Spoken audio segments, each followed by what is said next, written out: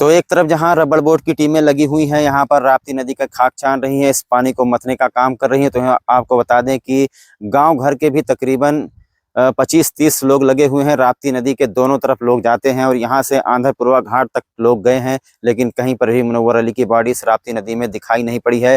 क्योंकि बॉडी अगर वास्तव में राप्ती नदी में होगी तो फूल चुकी होगी और फूलने के बाद बॉडी तैरने लगती है।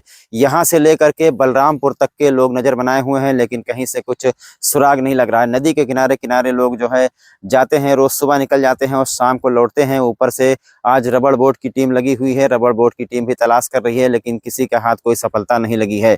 अब ये जो है सोचने वाली बात हो गई है कि आखिरकार मुनव्वर अली कहाँ चले गए। अभी तक हम उनको ये नहीं कह सकते कि वो राप्ती नदी में डूब गए हैं। सिर्फ एक कपड़ा राप्ती नदी के किनारे मिला है, उसको आधार मान करके ये नहीं कहा जा सकता। जैसा मैंने आपको पहले भी बताया है कि किसी ने उनको डूबते हुए नहीं देखा है, वो लापता हो गए हैं और उनका कपड़ा राप्ती नदी के किनारे मिला है। 4 दिन से लोग परेशान हैं, लोग ढूंढ रहे हैं, लेकिन उनका कहीं से कुछ पता नहीं चल रहा है।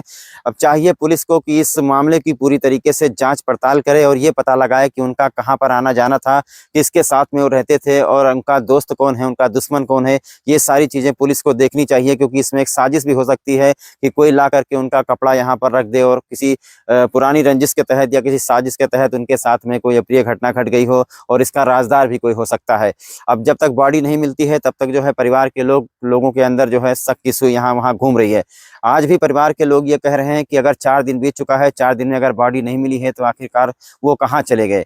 और जानकारी मिली है कि कुछ उनके दोस्त हैं जो इस गांव के बगल वाले गांव में रहते हैं और उनके घर पर जो है मुनव्वर अली का ज्यादा आना जाना था। यहाँ तक कि जिस रात वो गायब हुए हैं, लोगों का कहना है कि वो उन्हीं के घर से यहाँ पर लौट रहे थे। और कुछ लोगों का ये भी कहना है कि जिनसे उनकी दोस्ती थी, जो पड़ोस के गांव में रहता है, वो झाड़ फूक का भी काम करता है। तो ऐसे में पुलिस प्रशासन को इस मामले को बहुत ही गहनता से लेनी चाहिए और जा करके पूछताछ करनी चाहिए। कुछ न कुछ कहीं ना कहीं से तो सुराग लगेगा।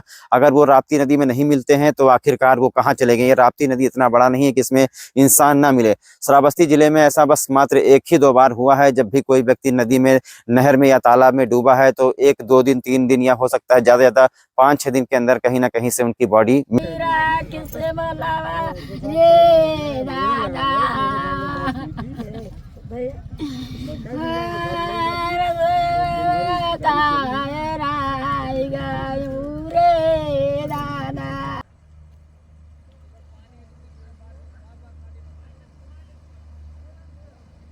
तो ये आपने देखा किस तरीके से जो मुनव्वर अली की पत्नी है उनका रो रो कर के बुरा हाल है। रोज आती हैं, ये नदी के किनारे बैठी रहती हैं, लेकिन कोई सफलता मिलती नहीं है।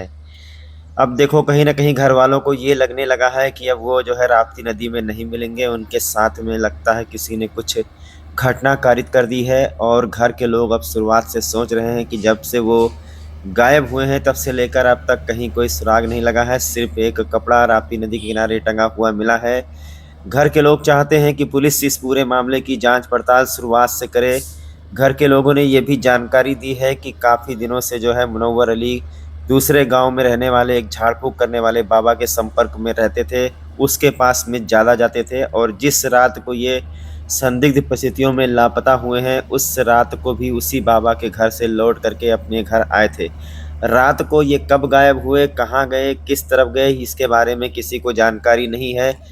और ये कपड़ा राप्ती नदी के किनारे कैसे पहुंचा, बांस पर टंगा हुआ, ये भी बहुत ही संदेह उत्पन्न करता है। शक की सुई जो है अलग अलग जगहों पर घूम रही है। अगर बॉडी मिल जाती 4 दिन में तो फूल गई होगी बॉडी, ऊपर आ जाती है। 2 ही दिन में बॉडी ऊपर आ जाती है, लेकिन बॉडी नहीं मिली है तो अब जो है शक की सुई चारों तरफ घूम रही है।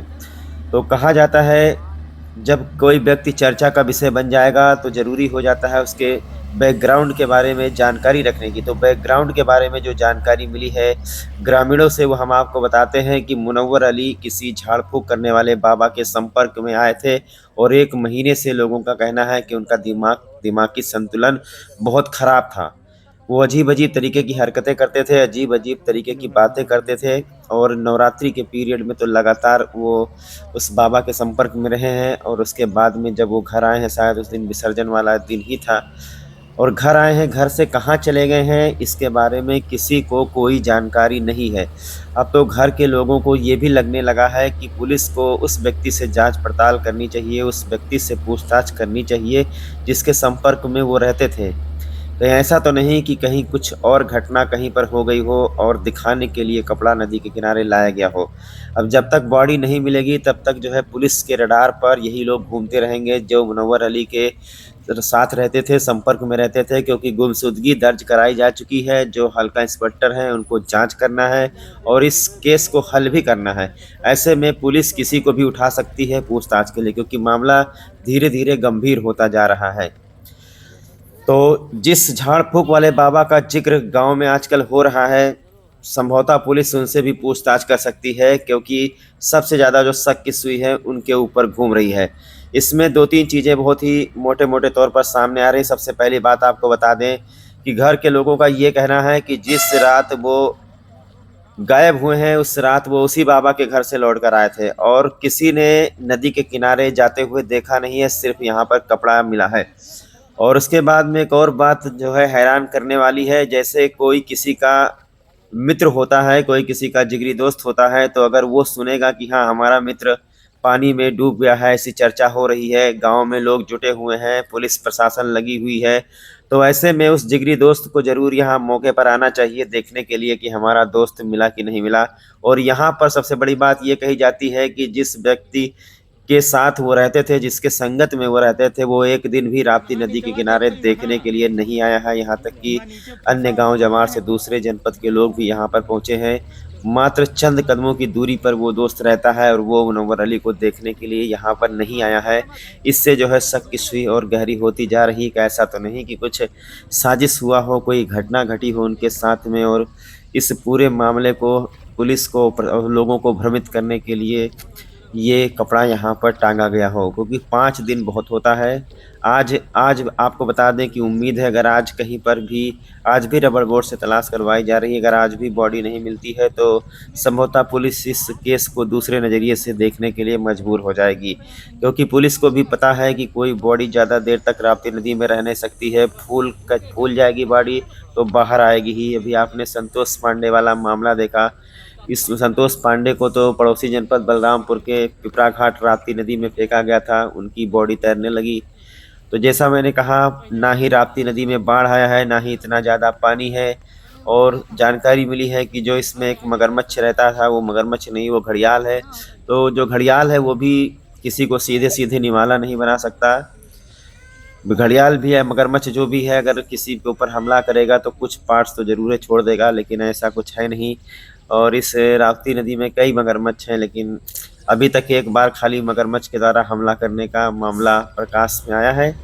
बाकी पूरी तरीके से कोई ठोस जानकारी नहीं मिल पा रही है। संभवतः अगर आज भी तलाश कर रहे हैं पुलिस के लोग और अगर आज भी नहीं मिले मुनव्वर अली तो उसके बाद में पुलिस का शक जो है गहरा जाएगा, क्योंकि पुलिस इसी तरीके से काम करती है। जो एक लास्ट उम्मीद है कि उनकी लाश नदी में मिलेगी तो फिर मामला दूसरी तरफ हो सकता है कि हाँ उनका दिमागी संतुलन खराब रहा हो और वो पैर फिसल गया हो या नहाने लगे हों। लेकिन अगर कहीं से मिला नहीं बॉडी तो फिर समझ लीजिए कि जितने लोग भी पुलिस के रडार पर आएंगे पुलिस सबसे उठा करके पूछेगी। गुमशुदगी दर्ज है इस वक्त। और जुड़े रहिए आप लोग ग्रेट श्रावस्ती चैनल के साथ। इस मामले में अब नया मोड़ आ गया है, इस मामले में कुछ भी हो सकता है। जैसे कोई आपको ठोस जानकारी मिलेगी या उनकी बॉडी मिलती है तो तत्काल ग्रेट श्रावस्ती चैनल आपको सूचना देगा। आप लोग हमारे चैनल को सब्सक्राइब कर लीजिए, आप लोग हमारे वीडियो को शेयर कीजिए, चैनल्स को लाइक कीजिए। अगर आप लोग फेसबुक में देख रहे हैं तो फेसबुक में श्रावस्ती यूपी 46 करके पेज है, आप लोग फॉलो कर लीजिए। और इलाके की कोई भी खबर हो, अगर आप लोगों को कोई भी खबर ग्रेट श्रावस्ती चैनल को देना है तो आप लोग हमारा नंबर लिख लीजिए। हमारा नंबर है 75 650 21 591। एक बार फिर से आपको बता दें कि इलाके की कोई भी खबर हो, उसका वीडियो या कुछ जानकारी अगर आपको हमको देनी है तो आप लोग हमारा नंबर लिख लीजिए। हमारा नंबर है 75 650 21 591। और जो भी लोग राप्ती नदी के किनारे से हमारा न्यूज़ देख रहे हैं, कोना थाना क्षेत्र में या गिलौला थाना क्षेत्र में जिस जिस गांव का मैंने जिक्र किया है, अगर वहां राप्ती नदी के किनारे कोई लावारिस बॉडी मिलती है, अगर आप लोग जाते हैं खेतों की तरफ और ऐसा कुछ अगर देखते हैं तो आप लोग ग्रेट श्रावस्ती चैनल को ज़रूर सूचना दें, क्योंकि आप खुद ही वीडियो में देख रहे हैं कि एक गाँव में कितने लोग परेशान हैं इस वक्त।